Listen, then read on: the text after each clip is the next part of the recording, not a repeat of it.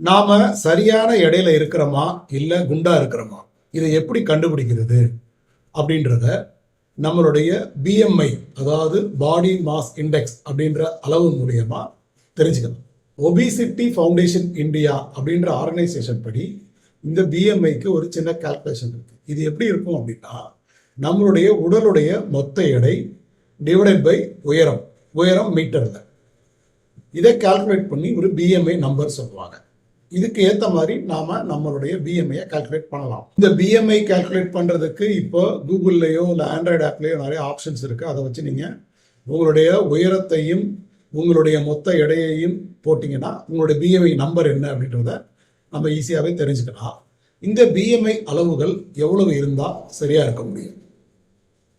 நம்மளுடைய பிஎம்ஐ 18.5 25 இருந்ததுன்னா அது சரியான எடை, ஒரு ஆரோக்கியமான உடல் எடை அப்படின்னு அர்த்தம்.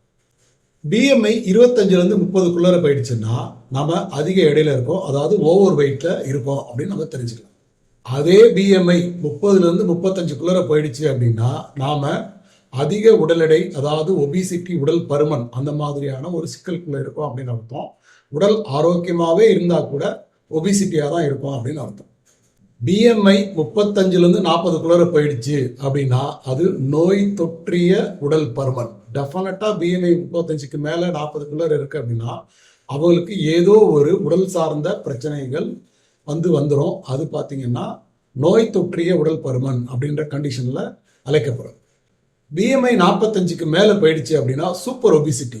அவங்கெல்லாம் ரொம்ப கஷ்டப்படுவாங்க. அது உடல்ல பல பிரச்சனைகளை வருவாங்க.